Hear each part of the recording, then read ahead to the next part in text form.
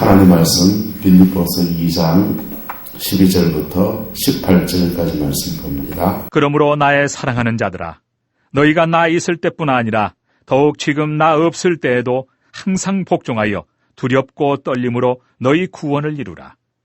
너희 안에서 행하시는 이는 하나님이시니 자기의 기쁘신 뜻을 위하여 너희에게 소원을 두고 행하게 하시나니 모든 일을 원망과 시비가 없이 하라. 이는 너희가 흠이 없고 순전하여 어그러지고 거스르는 세대 가운데서 하나님의 흠없는 자녀로 세상에서 그들 가운데 빛들로 나타내며 생명의 말씀을 밝혀 나의 다름질이 헛되지 아니하고 수고도 헛되지 아니하므로 그리스도의 날에 내가 자랑할 것이 있게 하려 함이라. 만일 너희 믿음의 제물과 섬김 위에 내가 나를 전제로 드릴지라도 나는 기뻐하고 너희 무리와 함께 기뻐하리니 이와 같이 너희도 기뻐하고 나와 함께 기뻐하라. 이 말씀을 저와 여러분의 삶에서 이루어가는 그 은혜가 있기를 예수님의 이름으로 축복합니다. 주님이 우리를 구원하시는 것은 완전한 것입니다. 할렐루야. 이단들은 예수님의 구원이 불완전하다고 시작해요. 완전해요? 불완전해요? 네, 우리 주님이 우리를 구원하시는 것은 완전하고 완벽합니다. 그런데 이 구원에 이루어지는 여정이라는 것입니다. 네, 주님의 구원은 완전하면서도 불완전해요. 왜 불완전하냐? 어떤 면에서 불완전하냐면 우리가 이 땅을 살아가는 동안에 죄를 완전히 이기지를 못해요. 죄를 완전히 이긴다 못 이긴다? 오스권사님 완전히 이기시죠? 우리는 죄를 완전히 이기지를 못해요. 육신을 가지고 있는 동안에는 이 죄를 완전히 이기지를 못해요. 우리 속에는 예수를 믿는데도 계속해서 우리의 죄성이 존재합니다. 그래서 그런 면에서는 예수님의 구원이 현실적으로는 불완전하게 이루어진 것처럼 보입니다. 그런데 구원의 그것은 따라서 우리가 구원의 여정 중에 있기 때문입니다. 구원의 완성은 어디냐? 우리가 천국 가는 그날이 완성입니다. 할렐루야. 천국 가는 그날이 완성이고 예수님이 재림하시는 그날이 완성이에요. 그리고 우리가 그런데도 우리가 구원이 완전하다고 하는 이유는 뭐냐면 주님이 우리를 구원하셨습니다. 그리고 우리에게 누굴 주셨습니까? 성령을 주셨어요. 성령을 주셨고 성령을 주신 주님은 우리를 버리신다 안 버리신다? 안 버리십니다. 근데 버림받는 사람이 있나요 없나요? 있어요. 중생한 사람도 버림받을 수 있다 없다? 못 배웠습니다 이거요. 중생한 사람도 버림받을 수 있어요. 아주 흔한 경우는 아니지만은 거듭난 사람도 버림받을 수 있어요. 요한일서는 말하기를 어떤 형제가 사망에 이르지 않는 죄를 범하거든 가서 구원하라. 사망에 이르는 죄가 있나니 나는 이에 대해서 구하라 하지 않노라. 이렇게 요한사도는 말하고 있어요. 자, 누가 죄를 짓는데 가는 죄를 지었습니다. 가서 뭐 하라고요? 근절하는 것이죠. 살인죄를 지었습니다. 가서 구원해야 됩니까? 안 해야 됩니까? 그 사람 가서 권면하고 회개시키고 구원해야 되겠지요. 그런데 사망에 이르는 죄가 있는데 거듭난 사람도 이 사망에 이르는 죄를 지으면 지옥 가버립니다. 사망에 이르는 죄를 예수님은 말하기를 성령을 회방한 죄에 대해서 주님은 그렇게 말했습니다. 성령을 회방한 죄는 금세와 내세에 사심이 없다 이렇게 말했어요. 히브리서는 말하기를 한번 비침을 바꿔서 내세의 약속을 경험하고 천국의 깊은 세계를 경험하고 타락한 사람은 다시 새롭게 할 수 없다 이렇게 말을 하고요. 그래서 이 다시 구원할 수 없는 이 죄는 구체적으로 뭐냐 할 때 성령님의 역사를 자꾸 마귀의 역사라고 사탄의 역사라고 말하는 거예요. 예수님의 경우에는 성령을 힘입어서 귀신을 쫓아내고 병을 고치고 하나님의 역사가 막 일어나서 사람들이 회복되는데 이걸 자꾸 예수님 보고 바알세불 마귀를 힘입어서 한다고 그렇게 말하실 때 이 말씀을 하셨거든요. 그런데 히브리서는 조금 더 깊이 말해, 좀 더 폭넓게 말해서 자기가 내세의 능력을 맛보고 하나님의 능력을 맛보고 성령의 약속과 인치심을 받았는데도 그리고 타락한 사람들. 히브리서는 예수님은 예수님을 반대하고 대적하는 사람들에게 예수님의 일들을 성령의 역사를 자꾸 사단의 역사라고 하는 사람들에게 대해서 이 불사죄, 사함받지 못한 죄를 말하는데 신약성 히브리서 기자는 말하기를 예수님보다 조금 더 다른 부분에서 말을 해줘요. 예수님은 대적자에 대한 말 얘기했는데 히브리서는 나 같은 사람들, 목사인데 또 성령의 은사를 가진 사람인데 내세의 능력을 맛보고도 타락한 사람들. 하나님 살아계신 걸 뻔히 알고 성령의 능력을 뻔히 알고 그런데도 세상 길로 간다. 갈 때 주님이 경고할까요? 안 할까요? 하시시오. 하시는데도 어때서 더 나가 버려서 심지어는 불사죄까지 걸려드는 사람들. 그런 경우들을 히브리서는 말하고 요한일서는 그냥 이 두 가지 뭉뚱그려서 말했는지 사망에 이르는 죄가 있나니 사함받지 못하는 죄가 있나니 내가 이에 대해서는 너희에게 그 사람 구하라고 말하지 않는다 이렇게 말하고 있어요. 여러분 그런 죄에 떨어지지 않게 되기를 예수 이름으로 축복합니다. 그럼 마귀는 어떻게 할까요? 사단은 예수 믿는 사람들을 어디로 끌고 가려고 그래요? 그 죄에 끌고 가려고 거예요. 마귀는요 이 성도를 핍박합니다. 핍박해서 안 되면 유혹하고요. 유혹해서 안 되면 분열을 시켜요. 여러분 사단의 전략은 대부분이 세 가지 전략이에요. 핍박하고요. 유혹하고요.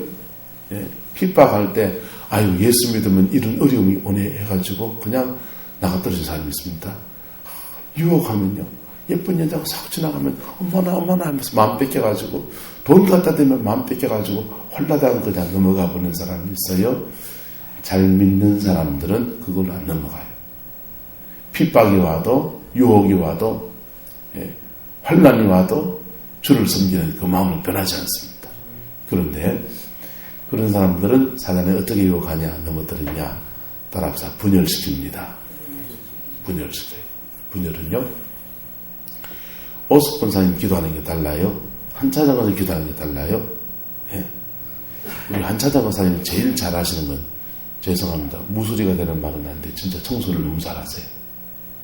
명경같이 화장실을 안방에 누워서 잘 만큼 청소해 놓으세요. 그런데 설렁설렁 청소하는 것이 사람의 기질인 사람도 있어요, 없어요? 있잖아요. 집사람은 저한테 청소를 안 시켜요. 왜? 저 뭘 해도 처삼점 벌초한 것이 하거든. 그래서 그런 건 안 시켜요. 근데 제가 잘하는 건 있어요. 집안에 가면 저는 밥 잘해요. 밥 잘하고 군대에서 치사병을 한 3년 했기 때문에 칼질은 집사람보다 더 잘하고요. 근데 군대에서 군대 요리가 다시를 많이 안 쓰거든요. 뭘 줘야 쓰죠. 다시를 많이 안 쓰니까 그냥 진짜 군대 요리예요. 그러니까 국 같은 건 저한테 안 맡겨요. 고기 같은 거는 군대 요리나 여기 요리가 비슷해요. 그래서 돼지고기 굽는 거, 재는 거 이런 거 제가 잘합니다. 닭찜 이런 것도 좀 잘하고 그런 거는 이제 그래서 급한 일이 생기면 가사 분담을 할 때 집사람은 청소하고 빨래하고 저는 설거지하고 밥하고 그래가지고 일을 합니다. 자, 그게 우리 집의 질서예요. 이게 우리 집에 맞게 질서를 세운 겁니다. 사람마다 다 다른데 너는 내 청소를 못하노 하고 저한테 쫑꾸를 주면요, 저는 할 말이 없는 거죠. 그래서 사이만 나빠지는 거예요. 예. 한참 작아서 왜 기도를 그래 하십니까? 이래 말하면요, 예. 그거는 뭐 선과 악의 문제가 아니잖아요. 그런데 꼭 자기식으로 해야 된다라고 할 때 이게 뭐냐, 분열이 되는 겁니다. 사단은 잘 믿는 사람들을 이렇게 분열시킵니다. 구릉포에도 교회가 13개 교회가 있죠. 목사님마다 스타일이 달라요. 기도하는 스타일, 목회하는 스타일 달라요. 모여서 우리 교회처럼 이래 기도해야 됩니다 라고 막 강하게 주장하면요, 몸이 깨지죠. 그래서 그런 자기 주장이 강한 교단들이 분열이 심한 겁니다. 합동측 같은데 분열이 심해서 자기들도 쪼개진 교단이 몇 개인지도 몰라요. 사단은 이렇게 여러 가지 작전을 써서 그렇게 하는데, 이런 역사들의 마지막 초점은 뭐냐? 사망에 이르는 죄를 짓게 하는 겁니다. 그런 죄에 떨어지지 않기를 주님의 이름으로 축복합니다. 네. 사망에 이르는 죄는 지옥 가는 거예요. 거듭난 사람일지라도. 방언하고 은사를 행하는데도 지옥 가는 거예요. 그래서 마태복음 7장에 보면은 그날에 많은 사람들이 주여 주여 우리가 주의 이름으로 귀신을 쫓아내고 병을 고치고 역사를 행하고 예언을 하고 했는데, 주여 그러는데 주님은 뭐라고 합니까? 나는 너를 모른다 이러시는 거예요. 주님이 그걸 책망하시면 차라리 다행이에요. 너는 귀신을 쫓아내는데 왜 그 사람의 영혼에게, 사람들에게 마음에 그렇게 귀신 쫓아내면서 상처를 그래 많이 줬노? 차라리 그러면 책망하면 다행이에요. 너는 귀신을 쫓아가 병 고치는데 왜 그렇게 사람들에게 돈을 받아려, 헌금을 받아, 그저 받았으니 그저 주지 않고 왜 헌금을 받고 또 헌금을 강요하기도 했냐 하면 차라리 다행이라니까요. 너는 병 고친다고 하면서 사람들 안찰해가지고 그 멍이 들어가지고 그렇게 아프게 해가지고 그 사람의 상처가 얼마나 많은 줄 아느냐? 네가 그 사람 심정을 아느냐? 이렇게 하면 이놈아! 이러면 차라리 다행이라니까. 너는 예언을 한다고 하면서 엉터리 같은 예언을 해가지고 남의 인생을 어렵게 했으니 너 그거 정말 잘못했다. 그렇게 말하시면 차라리 다행인 겁니다. 근데 주님은 그래 말 안 하세요. 주님 뭐라 그러십니까? 따라합시다. 나는 너를 모른다. 모르는데 뭐. 네 나하고 상관도 없고 난 널 몰라. 여러분, 성경에서 안다 모른다는 단어가 나오면 심각한 거예요. 이거는 구원의 문제라니까요. 한번 따라합시다. 영생은 유일하신 참 하나님과 그가 보내신 자 예수 그리스도를 아는 것입니다. 이 아는 것이라고 할 때, 영생은 그가 보내신 자 예수 그리스도를 아는 것이라고 할 때, 이 안다라는 단어는 그냥 뭐 누구 안다 이거 하고 달라요. 저는 박근혜 대통령 알아요. 그분은 저를 몰라요. 네? 저는 김사만 목사님을 잘 알아요. 근데 그분은 저를 잘 몰라요. 그건 아는 게 아니라고.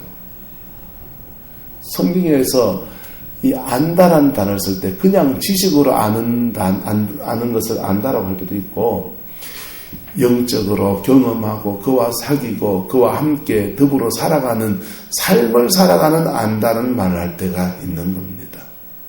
예수님이 이 안다라는 말을 쓸 때는요, 남녀관계, 아담이 하와를 알았고 잉태하여 아들을 낳았더라. 이때 안다는, 마리아가 천사에게 말합니다. 나는 남자를 알지 못하니 어떻게 이런 일이 있겠습니까? 남자를 모른다는 말은 뭔 말이에요? 아직도 성관계를 갖지 않은 처녀라는 것이잖아요. 동정녀라는 거잖아요. 그와 같지 않은 것, 남자를 안다 할 때 쓰는 단어가 히브리인 야단입니다. 구원했을 때 안다라는 단어를 때 야단을 사용한다고.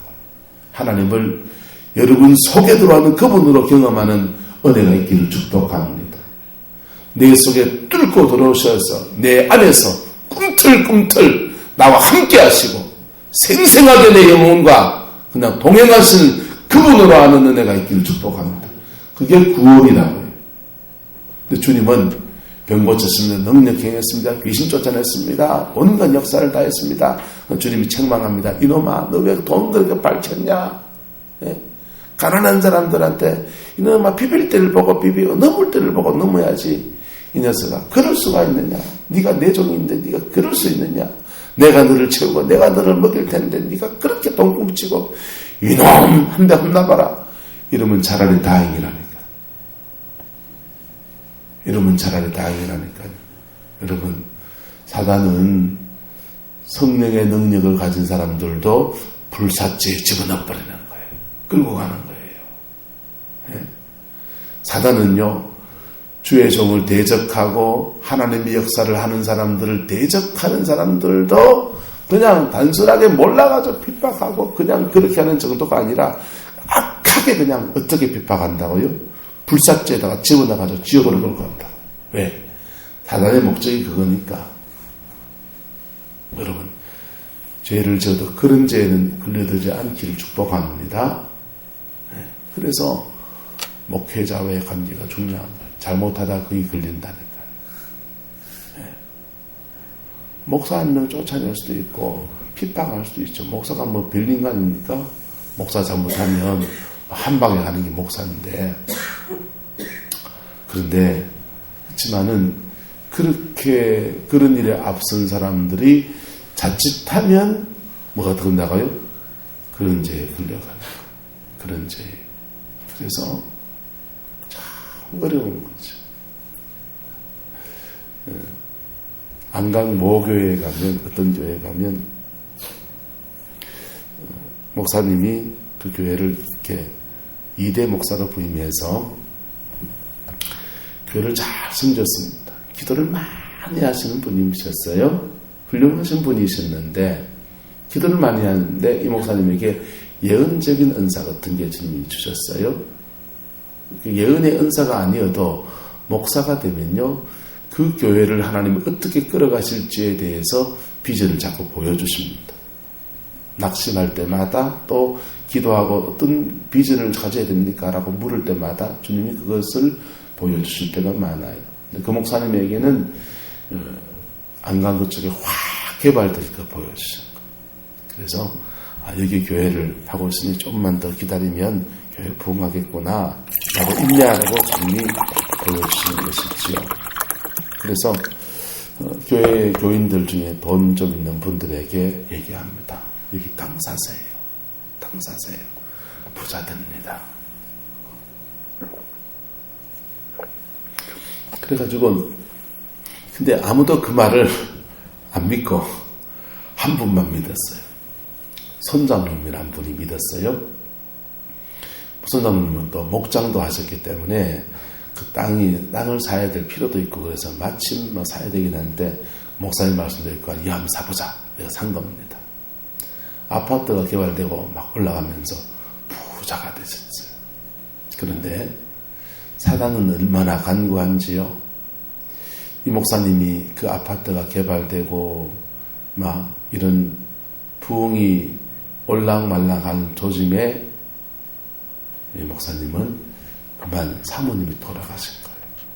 사단은요, 사모를 치기도 하고 목사를 치기도 하고 자녀를 치기도 하고 해서 어떻게 하든지 넘어뜨리려고 교회를 넘어뜨리고 난리치니까 사모님이 돌아가셨어요.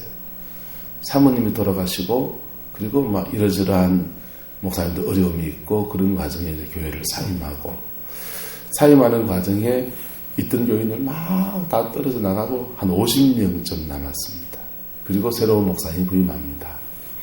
새로운 목사님이 부임하시는데 이 손장로님의 부인 부인 권사님이 새로 오신 목사님하고 무슨 척이진 이게 있나요, 없나요? 없잖아요. 근데 전임 목사님에 대한 애정과 그 다음에 계속 교회가 싸우고 막 그런 통에 이제 이 새로 목사님이 부임하니까 막 그런저런 사람들에 대한 화를 누구한테 표현했냐? 오진 목사님한테.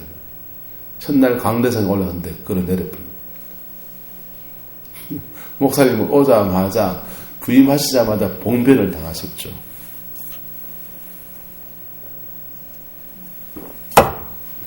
그리고 목사님도 용서하고 지난번에 용서하고 그 권사님도 회개하고 그랬는데 2년 뒤에 돌아가셨어요. 그거 보고 나니까 교인들이 이제 겁이 설설 나는 거죠. 겁이 설설 나서 그 목사님 이제 딴 데 가시고 새로운 목사님 오셨는데 그 교회가 지금 교인이 3분의 1로 줄어들었어요. 막 목회자의 무슨 문제도 있고 교회 여러 가지 있겠죠. 근데도 이제 그때 일이 무서워가지고 교인들이 꼼짝도 못하고 가만히 계신 거예요.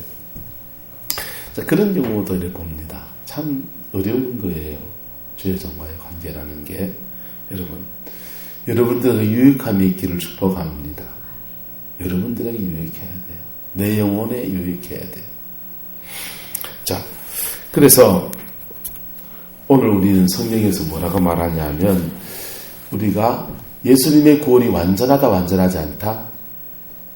예수님의 구원은 완전하면서 과정 중이다. 예수님의 구원은 완전하면서 과정 중이에요. 이 과정에서 우리와의 관계라고요.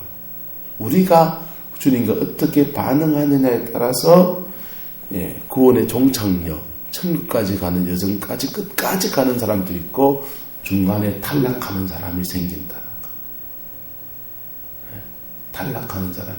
근데 그 탈락하는 것 중에 심각한 것은 불사죄. 예수 믿다가 한 3년 쉬었다가 또 믿다가 이런 분 있어요, 없어요?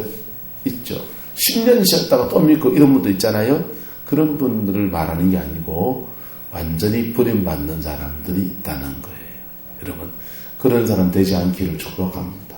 신앙생활에 기복이 있어서 오르락내리락 할 수 있지만은 불살죄에는 걸려들지 말라는 거예요. 할렐루야. 자, 적극적으로는 여러분의 구원을 이루어가라고 오늘 성경은 말합니다. 그러므로 나의 사랑하는 자들아, 너희가 나 있을 때뿐 아니라 지금 나 없을 때에도 항상 뭐해서 세 가지 단어가 다 이게 하나님의 공의에 대한 단어예요. 항상 복종, 누구에게? 하나님께. 두 번째, 두렵고 떨림으로 이 세 가지 단어가 다 하나님의 공의로움, 의미하심에 대한 단어들입니다. 주님의 의미하심 앞에 여러분 날마다 들여다볼 수 있는 은혜가 있기를 축복합니다. 아니 가끔이라도 하나님의 그 공의로우심 앞에 나를 들여다볼 수 있는 은혜가 있기를 축복합니다. 하나님 살아계신데 그분 날 보면서 어떻게 하실까? 그거 볼 수 있는 눈이 있기를 축복합니다. 그럴 때 우리는 자기의 삶을 절제하고 조심해 나간다고요. 할렐루야. 그게 하나님의 공의로우심, 또 초월적인 하나님, 신학적으로 그렇게 말합니다. 초월적인, 아주 그냥 근엄하시고 심판하시는 하나님에 대한 얘기. 13절에서는요, 하나님은 꼭 그런 분만 얘기합니까? 너희 안에 행하시는 일은 누구시다? 하나님이십니다. 저와 여러분 안에 행하시는 분 누구세요? 하나님이십니다. 우리가 생명이 있는 동안에는 이 땅과 우리 구원의 보증을 주시는 분은 성령님이세요. 우리 안에 행하시는 분은 성령님이신데 그 성령을 따라가다 보면 의미하신 그 하나님의 요구도 이루어진다, 안 이루어진다? 이루어집니다. 그래서 그 성령을 따라 행하라는 것입니다. 너희 안에 행하시는 이는 성령님이신데 그 성령님이 행하시는 방법을 너희가 잘 캐치하라는 겁니다. 여러분들을 인도하시는 성령의 음성은 어떻게 듣습니까? 예? 여러분을 이끄시는 성령님의 음성을 어떻게 듣습니까? 그거 들을 수 있는 귀가 열려야 되고요. 여러분 나름의 영적인 통로가 열려야 돼요. 응답 어떻게 받습니까? 중요한 일에 있을 때 기도하고 결정합시다 해놓고 기도하고서 자기 나름의 응답받는 방법이 없으면 결정을 어떻게 해요? 한차적 권사님, 응답 어떻게 받으십니까? 마음으로 줍니까? 마음으로 주세요. 아멘. 이영현 권사님은요?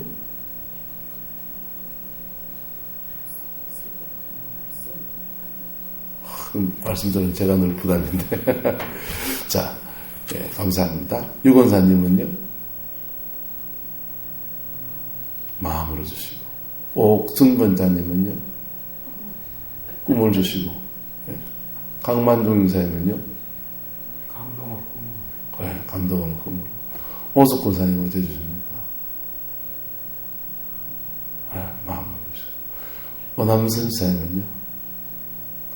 아무것도 모르는데. 그렇죠? 여러분, 예수 믿는 사람은 성령 안에서 살아가면 열리게 돼 있어요. 그래서 저는 그런 믿습니다. 따라서 자기 응답은 자기가 받는다. 예수 믿는 사람은 자기 응답은 자기가 받아요. 여러분의 믿음 그릇이 가정을 지키는 그 정도면 가정에 대한 응답을 주십니다.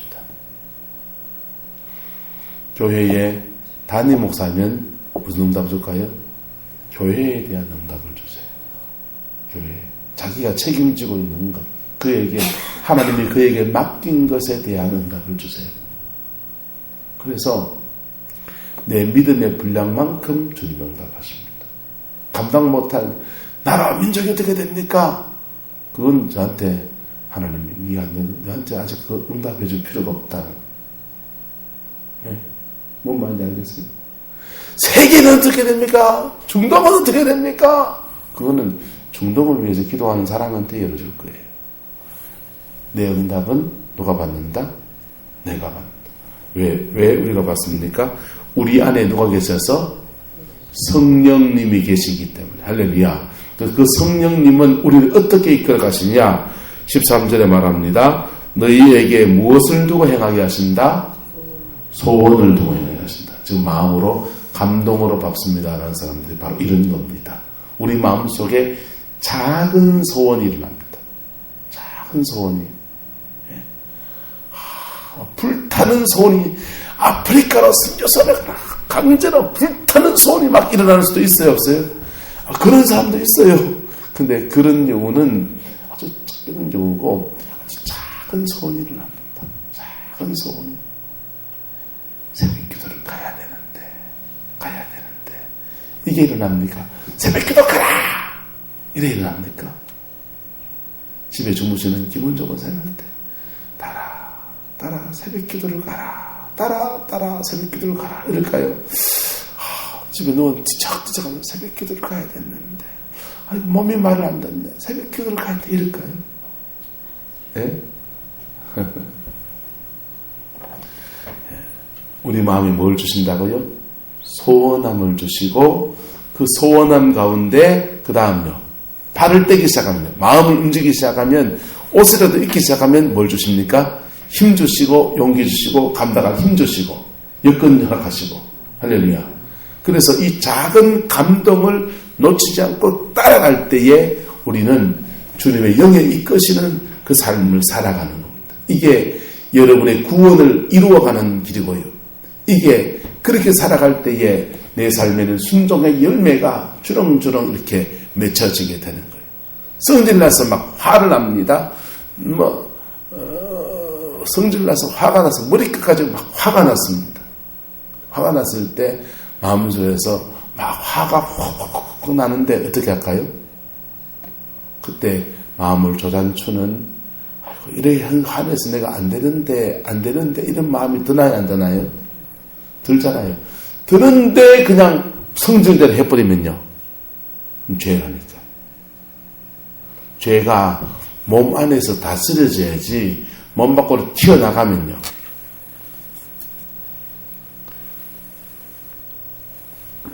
몸 밖으로 튀어나가면 가해자를 만들고요.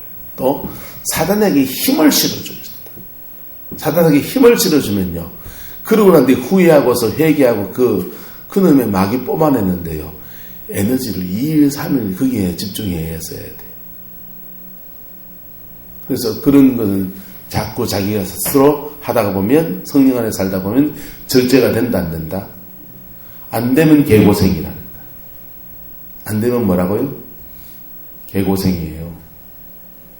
은혜를 받는 것은 한순간이지만 그 은혜 안에 사는 것은 이렇게 잔잔한 성령님의 감동에 순종하느냐 안 하느냐 여기에 달려있는 겁니다.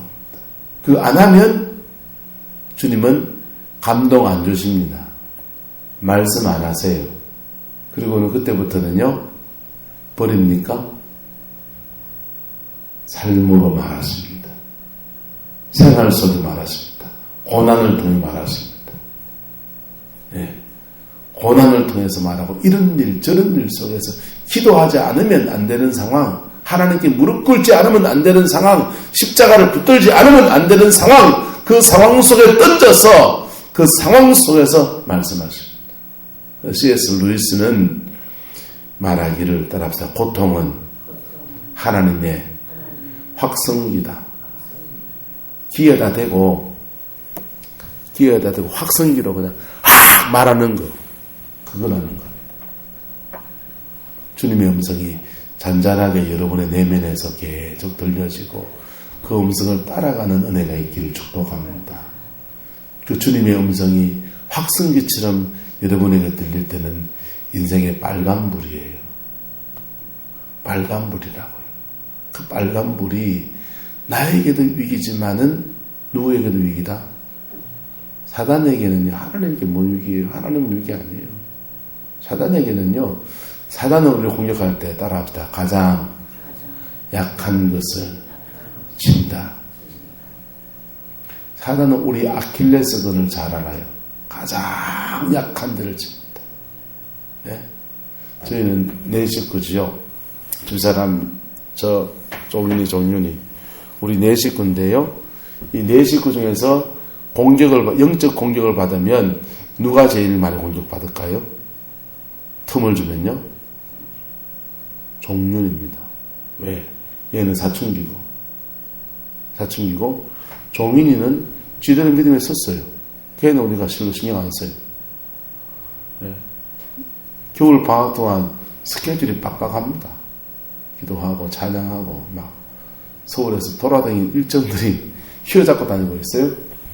그래서 지대로 지 인생 하나님 앞에 살아가니까 걔는 잊어버렸어요. 그래 하나님이 이끌어 가시겠지. 근데 계속 손이 가는 애는 누구냐? 종윤입니다. 그래서 얘를 우리가 철통방어를 집사람이랑 나랑 하고 있는 거라. 밤에 애가 너무 적적하고 외로울까봐 집사람 먼저 보내서 같이 재우고, 새벽기도를 하러 빠지더라도 내 아를 챙겨야 되니까. 그래 해나갑니다. 사단은 이 가정 안에서 제일 센 놈 나와. 박은희 사모가 제일 세다고 합시다.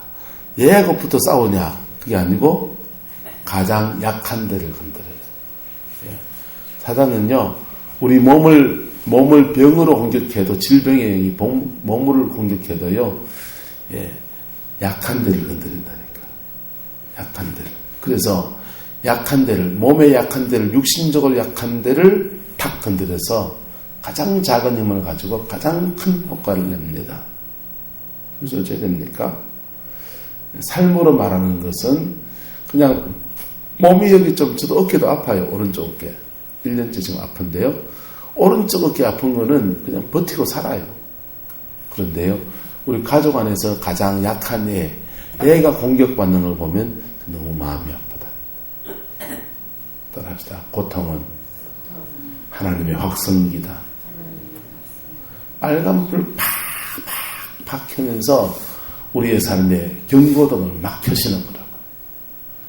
여러분, 하나님이 여러분 마음속에 소원함을 주시고 그 소원함 중에 끌어가시려고 할 때에 순종할 수 있기를 축복합니다. 그렇게 순종해 가면 우리는요, 하나님과 관계에서 계속 자라갑니다. 계속 자라갑니다. 계속 자라가고요. 그것이 우리에게도 축복이 되나요, 안 되나요? 축복이 돼요. 그분의 이끄시면요, 결국엔 평안입니다. 그분의 인도하시면 조금 힘든 것 같지만은 전 코스를 가는 거예요. 예? 그분의 인도하시면 그냥 지름길, 빠른 길, 왕도 이런 건 없어요. 전 코스예요. 전 코스지만은 정도를 걷게 하지만 결국은 우리의 존재를 변화시키셔서 우리에게 평안과 안식과 축복을 주십니다. 예? 그래서 그분의 인도하심이 내 잔깨보다 높다 안 높다? 더 귀하고 더 아름답고 더 궁극적인 열매를 맺어가는 것입니다. 할렐루야. 여러분, 근데 이 꿈이나 환상이나 예언이나 마음의 감동이나 뭐든지 간에 분별이 필요하다 안 필요하다? 분별이 필요해요. 잘못 분별하면 사단의 역사에 끌려가는데 엉뚱한데 시간을 쓰게 한다든지 아니면요, 죄악된 것으로 끌려가는데 그것이 옳은 것인 줄 알고 날뛰다가 개고생해요. 분별은 어떻게 해요? 따라합시다. 지시, 지혜, 예언. 반드시 순서를 하셔야 됩니다. 하나님이 우리에게 뭘 주실 때는 우리를 변화시키면서 그것을 감당할 수 있는 글을 만들면서 주시는 거예요. 그래서 첫 번째 이걸 주려고 하니 이렇게 해라고 하든지 이렇게 해라라고 할 때 그렇게 해라라는 말씀들, 지식으로 주어지는 상황 속에 지식으로 주어지는 것을 순종하면 그 다음 내가 준비되어서 그 일을 감당할 수 있는 그릇 되는 거거든. 지식, 지혜, 예언 이 순서로 주님은 말합니다. 그래서 하나님이 준 말씀들 앞에 너무 꿈에 부풀지 마세요. 꿈에 부풀지 말고 그 속에서 내가 무엇을 해야 될 것인가에 대해서 차근차근 주님께 물으셔야 됩니다. 할렐루야. 그 은혜가 있길 축복합니다. 그러면 여러분의 삶에 성령의 이끄심은 틀릴 이유가 없어요. 성령의 인도하심은 오류에 빠지거나 어긋나서 그냥 여러분의 삶을 엉뚱한 데로 빠지게 하는 그런 엉터리 같은 예언이 아니에요. 예. 그 아름답게 인도함을 받는 은혜가 있기를 예수님의 이름으로 축복합니다. 사단은 이걸 자꾸 뒤흔들 거예요. 뒤흔들 것이지만은 그 속에서 진리를 제대로 붙들고 나가면 저와 여러분의 삶에는 하나님의 복주심의 역사가, 궁극적 주의 평안의 역사가 가득하게 될 줄을 믿습니다. 기도하겠습니다. 사랑과 은혜가 많으신 아버지 하나님, 주님을 사랑합니다. 우리 안에 행하시는 이가 주님이십니다. 아버지, 우리 안에 말씀하시는 이도 주님이십니다. 우리 안에 감동하시는 분도 주님이십니다. 이 주님의 인도하심이 우리의 삶에 복이 되게 하옵시고 우리 인생을 진리 가운데 끌어가서 궁극적 승리의 삶으로 이끌어 주시기를 아버지 원하고 또 그렇게 믿습니다. 주님, 우리 믿음 가운데 일하시옵고 우리 믿음 가운데 역사해 주셔서 원수의 권세는 끊어지게 하시고 성령의 놀라운 역사만 가득하게 하시고 하나님의 복주심의 역사가 우리 가정과 우리의 삶과 우리의 자녀들과 우리 육체와 모든 것 속에 가득할 수 있게 성령님 역사하여 주시옵소서. 아버지, 연말입니다. 한 해를 마감하고 또 성탄을 준비하는 모든 여정에 우리의 마음 중심 모아주시고 그리고 헌신한 모든 손길마다 주의 평강 더하여 주옵소서. 주께서 함께해 주시기 원합니다. 예수님의 이름으로 축복하며 기도드리옵나이다. 아멘. 하늘에 계신 우리 아버지,